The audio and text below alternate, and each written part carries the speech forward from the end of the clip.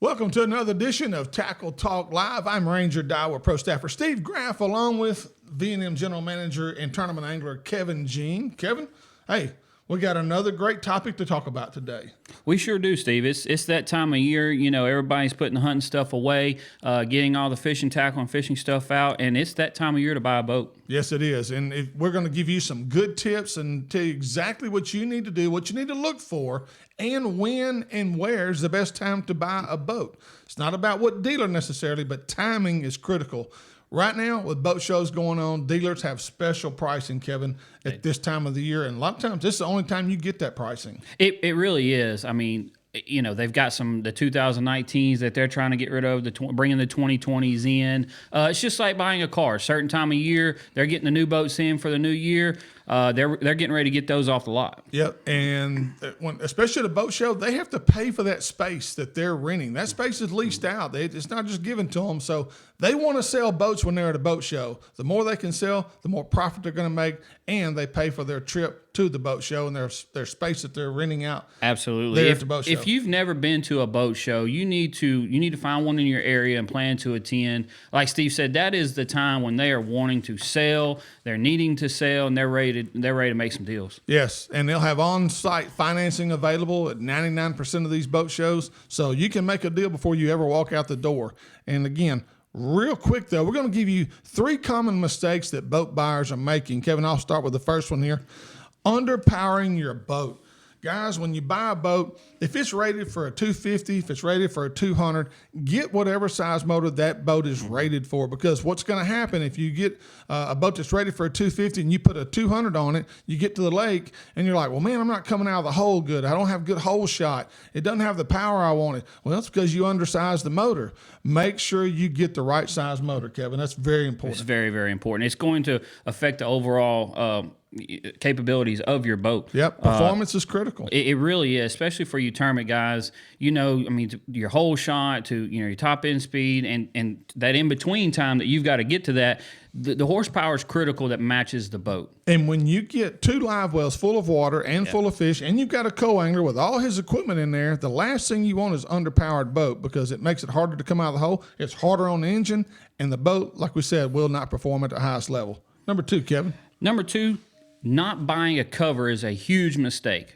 You know, spend the extra $500 to $1,000 to buy that cover when you're there buying that boat, and it will save the time. It will save your boat in the long run. When you go to maybe sell it back or sell your boat or trade your boat back in, it's going to help out on the wear and tear of your boat. And next, buy a trolling motor that's not too small. Because if you buy a same deal, don't underpower with your trolling motor. And I'm telling you right now, Minn Kota, Lowrance, they've all come out with these new, even the Humminbird, they've all come out with their own version of a new trolling motor now, and there's plenty to choose from, and they got great power, but make sure you get the right size one to fit your boat and the needs. Know where you're going to be fishing too. Know what kind of bodies of water you're going to be on. You're going to be on cypress tree lakes, or you're going to be fishing wide open lakes where you need a longer shaft for those higher waves you may come across. Well, and now with the new Ultrex and the Garmin trolling motor, the Lowrance trolling motor, do you need the spot lock trolling motors on your boat? If not, you can go with one that's there. But if you want it, you've got to ask that day. That way they can include that on your boat. Yes. Next, know your needs. What kind of body of water are you going to be fishing? To know what kind of boat you need, know where you're going to be fishing. Are you going to be fishing cypress tree lakes? You're going to be fishing river systems. You're going to be fishing the big water like Sam Rayburn, Toledo Bend. Don't get a 17-foot boat and expect to get out on the big waters of Toledo Bend and Sam Rayburn, because you're going to get swamped. You're going to struggle. Get a boat that's designed to handle that kind of water. Absolutely. And when and where you'll be fishing. If you're a weekend guy, Sam Rayburn, Toledo Bend, or if you're a tournament angler that's going to be fishing those waters, guys, you cannot have anything less than a 19-foot if you're wanting to be a tournament angler for those bodies of water, because when water comes up and you get stuck on that lake, you're going to be in a bind. Yep. Next, how big a boy are you? That's very important. The one thing I made a mistake of one time, there was a boat brand, I won't call the brand, but I actually got in the boat and I was looking to really buy this boat. This was a boat I wanted, But when I got in it and sat down behind the steering wheel, it didn't fit a 6'3" guy. No. I'm banging my knees on console, and I'm like, I'm glad I got in this thing before I bought it. So get in the boat and test it out. See if it fits you.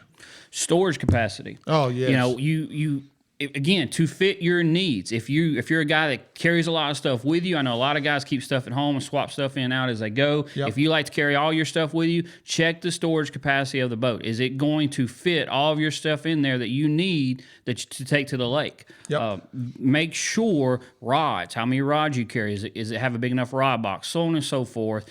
Make sure the storage capacity fits your needs. Next, deck space. How wide is the boat?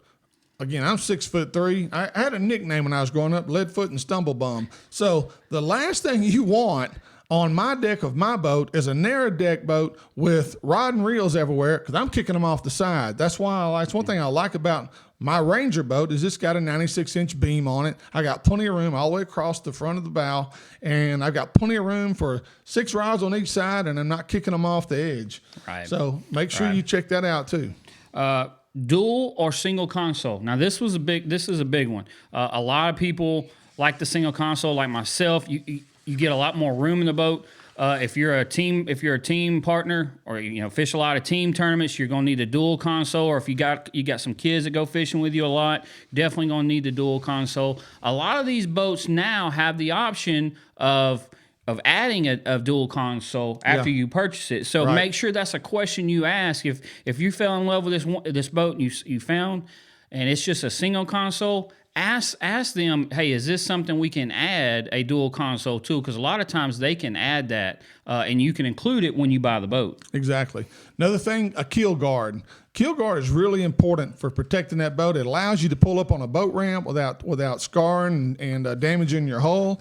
So don't skimp on that area. Get a good keel guard. The manufacturers will put it on when they build your boat, or when you buy the boat, the dealer will put it on. But make sure you get a keel guard. They're not that expensive, Kevin. I really think they're really not. And they're worth their weight in gold. It is, because the first time you roll up on some rocks or you pull up on the boat ramp and you scratch underneath and you have to take it to a fiberglass shop, you're going to wish you had a keel guard. Yep. Accessories. Yeah, I mean, are you a Lowrance guy? Are you a Humminbird guy? Are you a Minn Kota guy? Are you a motor guy? Check and see what accessories come on the boat. A lot of times, they'll be rigged out already. So find the boat that's going to, again, fit your needs to what you're used to.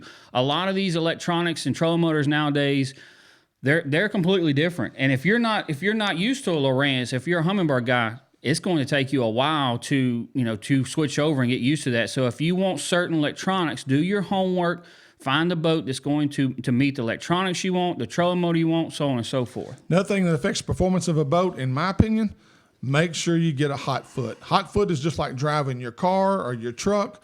It's just an accelerator. It eliminates having to use the throttle by hand.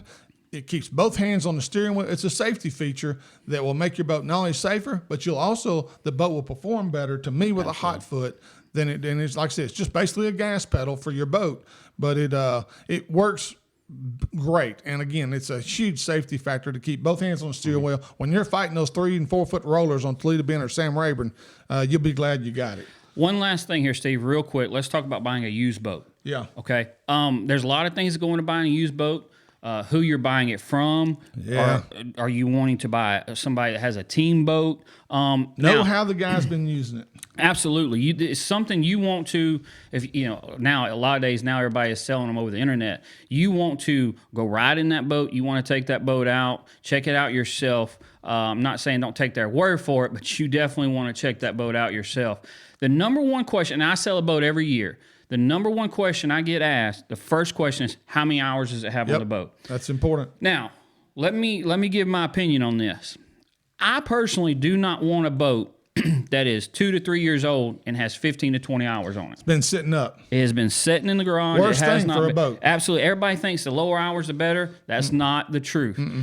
You want a boat that's been used. You really do. These motors are now made to 500, 600, 700 hours on them. Yeah. They need to have been used. Now, I'm not saying 400, 500 hours in a year, but you want a boat that has been used. So don't be scared of those hours. Now with the warranty they have, from all the companies, it's don't be scared of those hours, but make sure you go riding in the boat, a used boat, and see how it's been used. Another thing, if you're looking to buy a team boat, a lot of guys have their team boats available that as soon as the season's over, a lot of the pros will turn those over to the dealers and you can buy those.